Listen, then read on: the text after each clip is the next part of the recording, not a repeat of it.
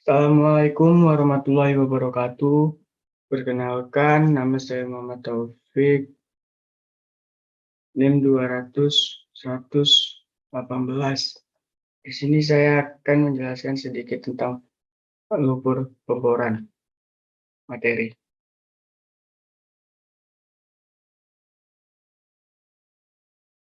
Dan yang pertama itu ada studi kasus. Pada saat berlangsungnya pemboran, untuk casing 13/3/8, maka pada kedalaman 2.325 feet terjadi kick. Dibuktikan dengan adanya cutting yang keluar dari sumur yang berupa lempengan sel di peralatan descender. Setelah dilakukan pengukuran density, lumpur terjadi kick adalah 14,3 lb atau GAL. Sedangkan density awal sebelum terjadi kick adalah 13,9 lb atau GAL. Dan volume lumpur awal sama dengan 63 bbl. Perencanaan atau mood design rencana untuk menaikkan density lumpur dengan menambahkan berat lumpur sebesar 0,5 lb atau GAL dari pengukuran lumpur pada saat terjadi kick, dan penambahan menggunakan additive inner solid taubrite. Pertanyaannya, berapa sak berit yang dibutuhkan untuk menanggulangi kick? 1 sak berit sama dengan 40 lb dan 1 G sama dengan 2,2 lb. Jawabannya itu adalah 14,3 tambah 0,5 tambah berit 0,2 sama dengan 15 lb atau G. Dan yang ketiga itu ada equivalent mood weight atau bisa disebut EMW, adalah berat lumpur yang dibutuhkan untuk menyeimbangkan tekanan fluida formasi, yaitu tekanan formasi dibagi dengan kedalaman di bawah bushing Kelly yang dikonfirmasi ke pound per gallon, atau faktor konversinya adalah 0,0519 PSI atau feet sama dengan 1 BL atau GAL. Dan yang ketiga itu ada mood density.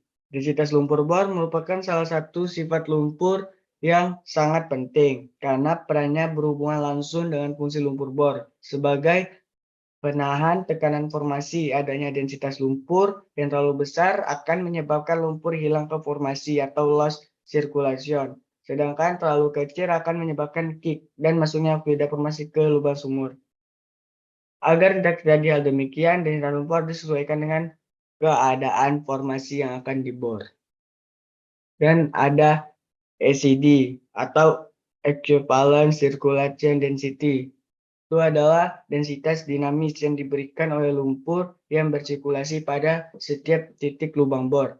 Densitas sirkulasi ekuivalen atau densitas dinamis setiap saat selama aliran fluida selalu besar daripada densitas lumpur statis saat aliran dihentikan.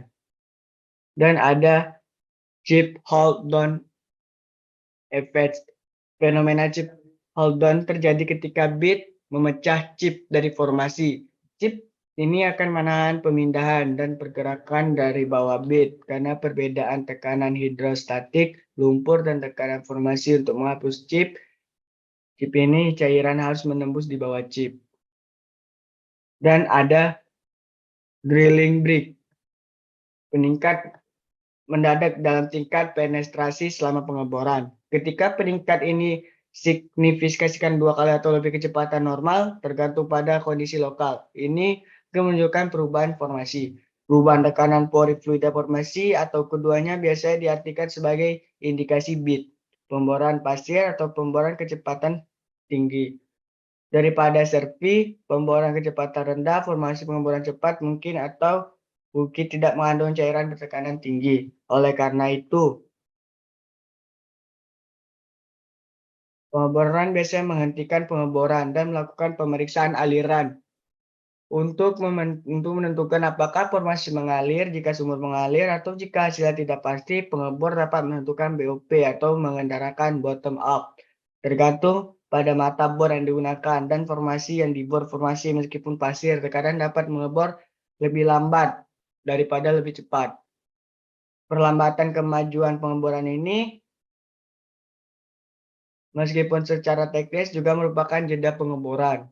Biasanya disebut reverse drilling back atau hanya reverse break.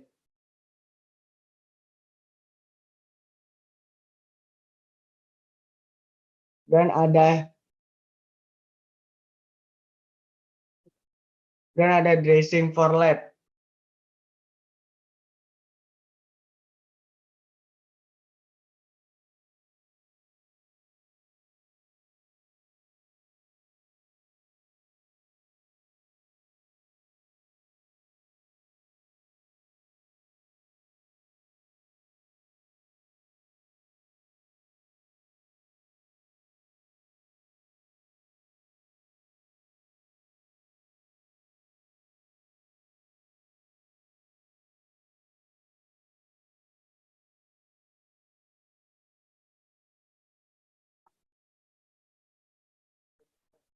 Sekian hasil penjelasan dari saya.